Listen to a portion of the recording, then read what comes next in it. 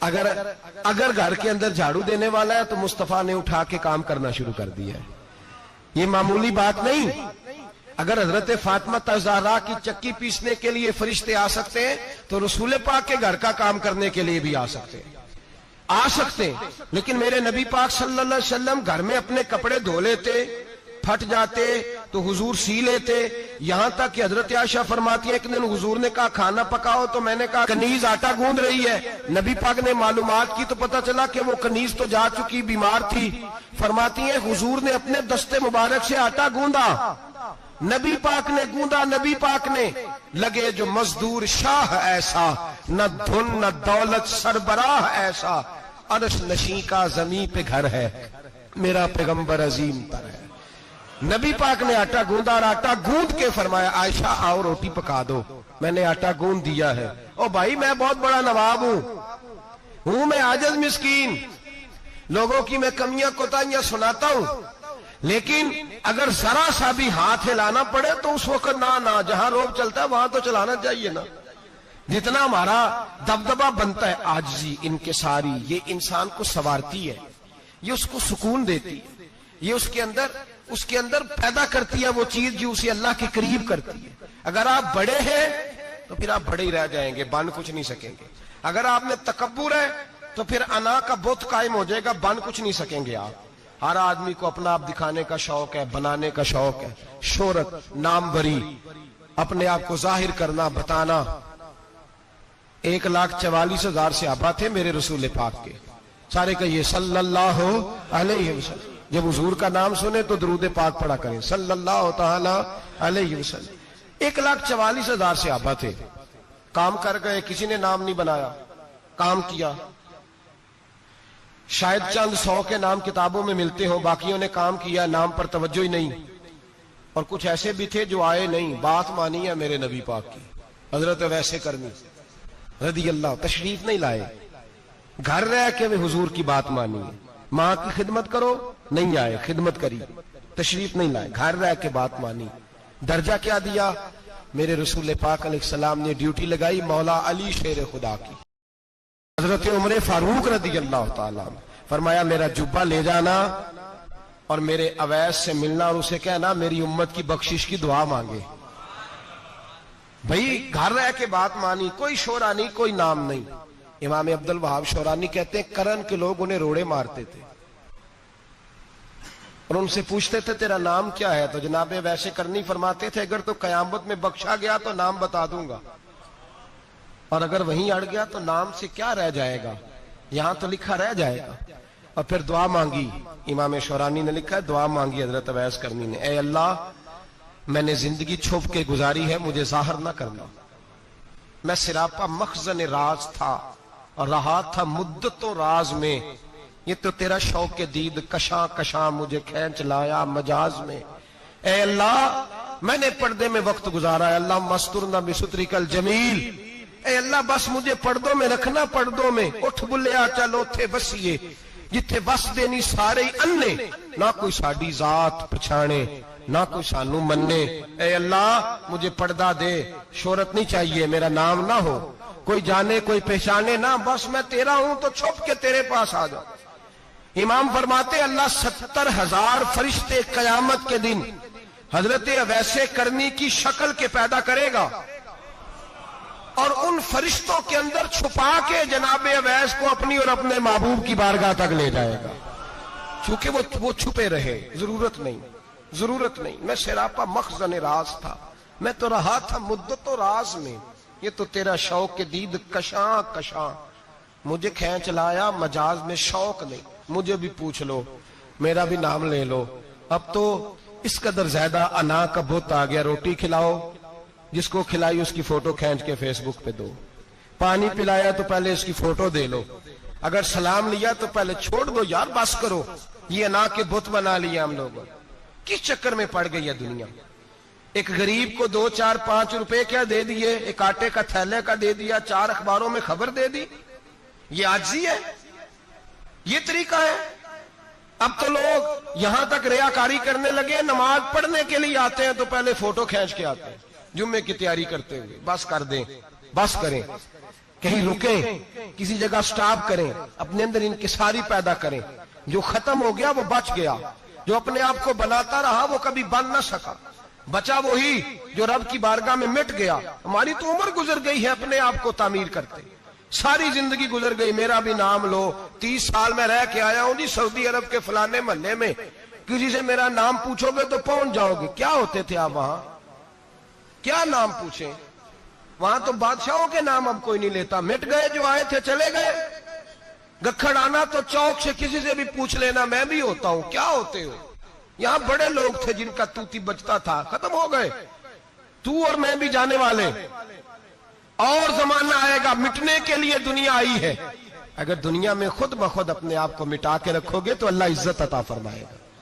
हम तो इतना खड़े हुए हैं कि बहनों से, भाइयों से, ससुराल से, रिश्तेदारों से कट गए हैं बिल्कुल, इसलिए कि बुत नहीं टूट रहा अंदर का। मेरे नबी पाक सैयद आलम अलैहिस्सलाम के गुलाम बड़ा कुछ थे, पर उनकी जुबानों पे कभी कुछ होने का जिक्र नहीं आया। बड़ा कुछ थे वो, बड़ा कुछ थे। हजरत अबू बकर सिद्दीक रदी अल्लाह, बड़ा कुछ थे ना, क्या बात थी। मेरे मुस्तफा करीम सैयद आलम सल्लल्लाहु अलैहि वसल्लम ने फरमाया, अबू बकर मेरा वो खलील है कि दुनिया में भी मेरा सज्जन है, कयामत में भी मेरा दोस्त होगा, दुनिया और आखिरत में। वही अबू बकर है।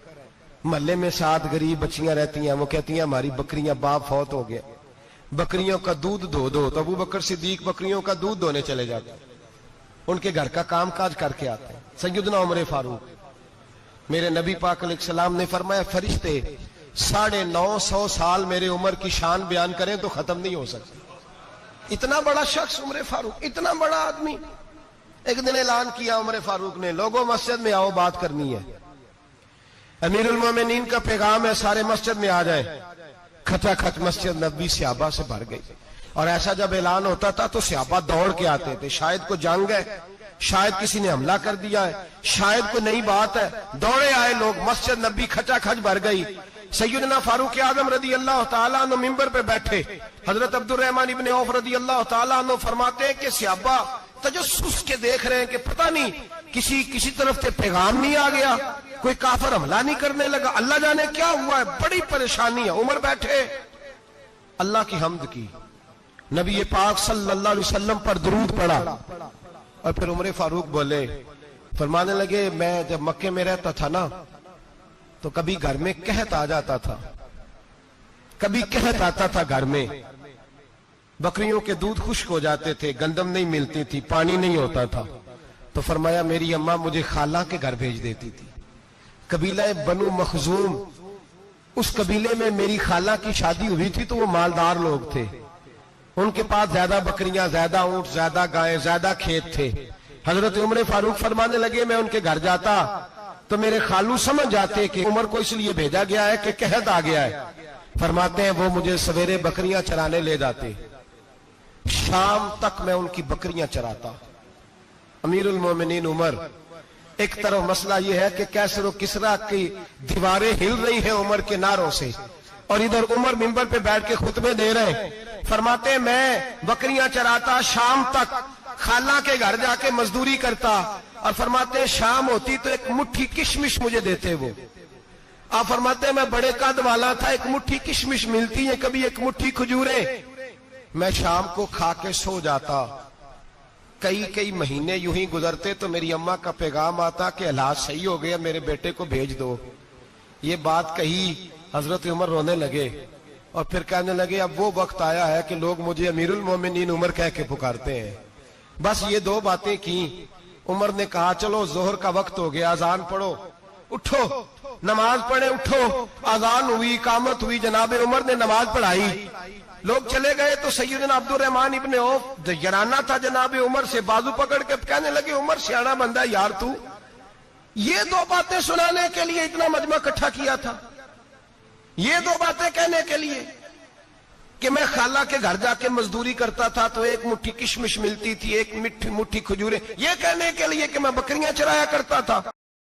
तो हजरत उमर फारूक रदी अल्लाह तआला अन्हु फिर रोए, फिर आंखों में आंसू आए। कहने लगे, अब्दुर रहमान आज ना मिस्र शाम से कुछ लोग आए थे और वो बता रहे थे कि उमर तेरा डंका वहां भी बड़ा बजता है, وہ مجھے کہہ رہے تھے تیرے نام کے وہاں بھی بڑے دبدبے ہیں, بڑے تذکرے ہیں. تو میرا نفس مجھے کہہ رہا تھا عمر دیکھا تو یہاں بیٹھا ہے اور وہاں تیرے نام کا شور ہو رہا ہے, مجھے اس نے بڑا کیا ہے. تو میں نے آج مصطفیٰ کے سارے غلام اکٹھے کر کے اپنی اوقات بتا دی ہے.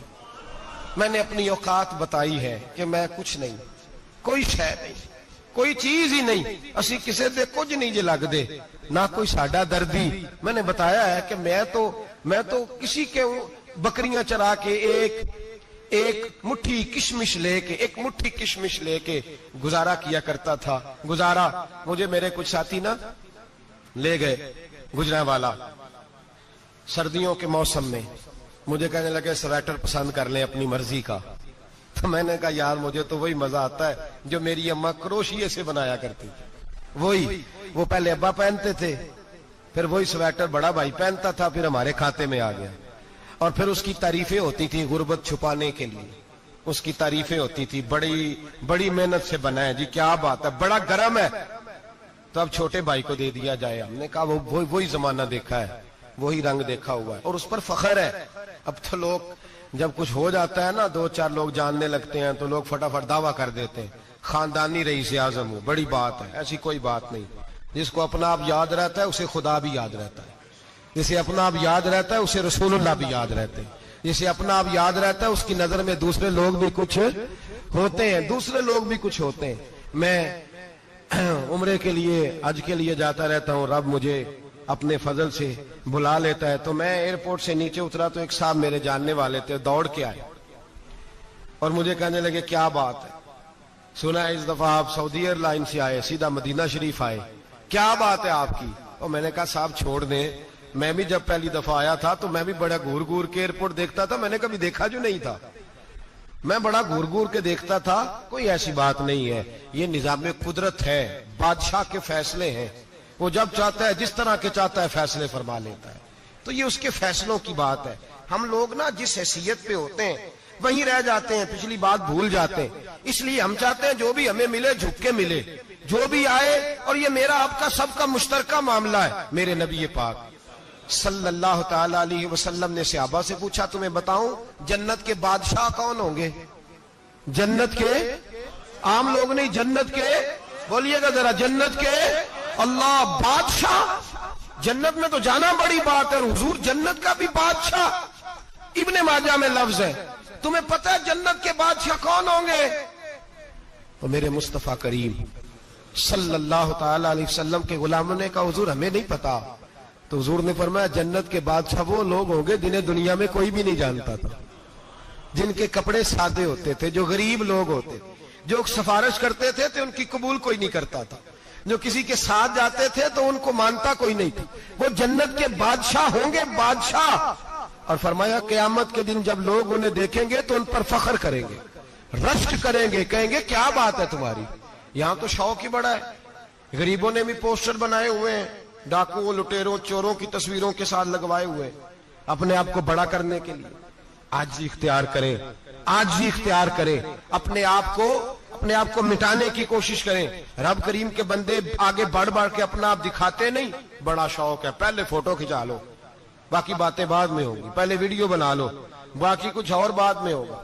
پہلے اب تو پرسوں ترسوں مجھے ایک مولانا کہنے لگے کہ آپ سے میں نے, وہ یہاں جمعہ پڑھنے آتے ہیں کبھی کبھی, میرے دوست ہیں, کہتے ہیں آپ سے میں نے سنا تھا کہ اگر کوئی اس نبی پاک کا فرمان ہے, اگر کوئی نذرانہ دے تو اس کو لے لو, اگر کوئی تحفہ دے تو اس کو, حضور نے فرمایا لے لو اگر تمہیں کو دیتا ہے, اپنی مرضی سے, مانگنا منع ہے. خود دے دے تو لے لو, ورنہ ایک وقت آئے گا تم مانگو گے تمہیں ملے گا نہیں. جب کو دے دے تو لے لو. کہنے لگے آپ نے کہا تھا کو دے دے, تو اس وقت سے میں کوئی سوٹ دیتا ہے مجھے میری مسجد کا نمازی تو میں لے لیتا ہوں, کوئی مجھے کوئی اور شے دیتا ہے تو میں آپ سے سن کے. تو اگر میری مسجد کا نمازی سوٹ پکڑاتے ساتھ فوٹو بھی کھینچے تو پھر میرے لیے کیا حکم ہے. وہ خوشبو کی ڈبی دیتے ہوئے ساتھ فوٹو بھی کھینچے, پھر میرے لیے کیا حکم ہے. کہنے لگے رمضان میں یہ حال ہوا ہے کہ لوگ کپڑے دے رہے تھے اور فوٹو کھینچ رہے تھے. کیا چکر ہے, کہاں چلے گیا. غریب آدمی کی عزت نفس کو کچل ڈالا پکڑ کے. ایک جوڑا سال کے بعد امام کو دیا, اس کی بھی تصویر کھینچ کے فیس بک پہ دے ڈالی. یہ ہماری عاجزی ہے، یہ ہمارا پیار ہے، یہ ہمارا انداز ہے.